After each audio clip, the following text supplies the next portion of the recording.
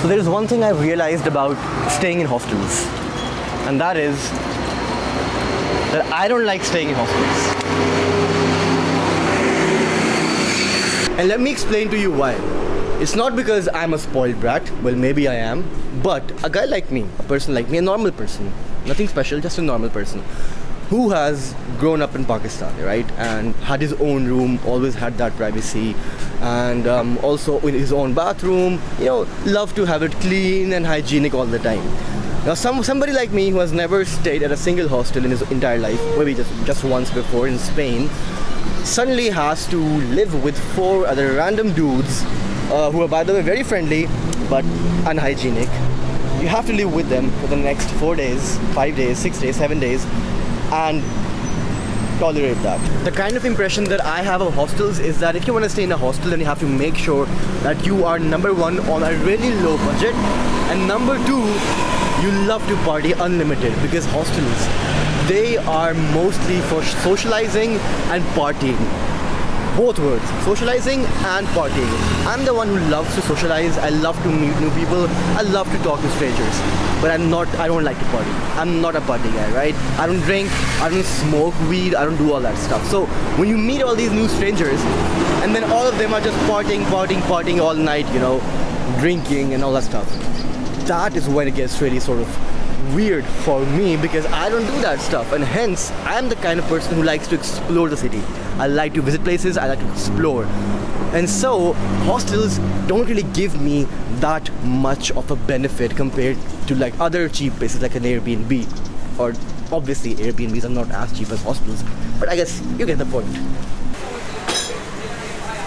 Like, we have lunch at 3 p.m. What do you call that? I don't know, like supper? I don't know, man, what do you call that? But at 3 p.m. trying to have food for the day. And then I found this roadside place, which seems quite nice because there are a lot of foreigners over here sitting and waiting for their food. So if there are foreigners over here, then it's supposed to be a good place. I mean, that's a reasonable assumption, I guess.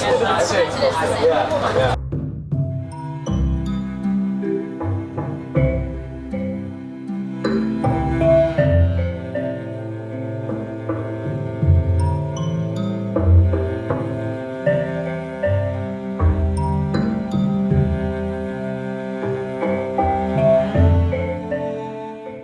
Tarzan. You have a Tarzan there. Where's your Jane, man? Jane, I miss Jane. You miss Jane? Where are you? Jane, come back. I miss you. Ooh, it's day 3 here in Bangkok, and today is going to be my temple exploring day. Now, I wanted to do this yesterday but couldn't do it because everything was closed. However, I went to this local temple like just around the corner, but today I'll be going to like the big temples here in Bangkok and see how that goes. However, the scorching heat, the scorching sun has really forced me to pull out my bandana, so I'm looking sick today. Not sick as in sick, but sicker.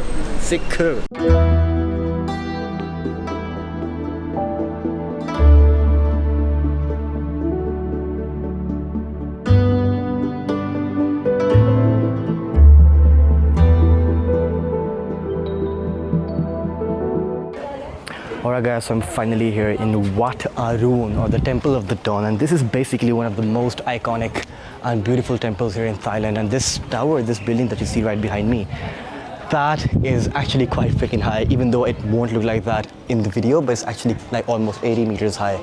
And it's like few hundred years old, I think like 600, 700 years old.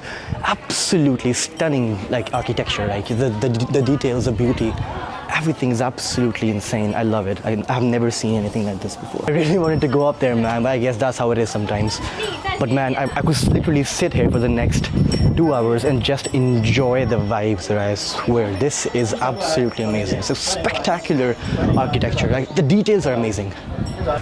So it rarely happens to me that I come visit a place and then I just don't feel like going away from that place. I really could sit here for hours and hours like that guy in the white shirt and basically look at this building, look at the vibes, look at the culture over here for hours. Honestly, I could do that the whole freaking day.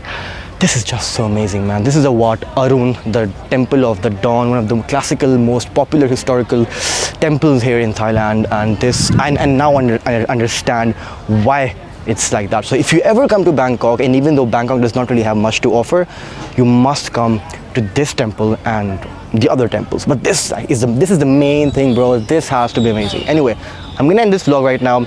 I'll see you guys tomorrow, and if you haven't kissed the subscribe button, then just kiss it. I'll see you. Okay, peace.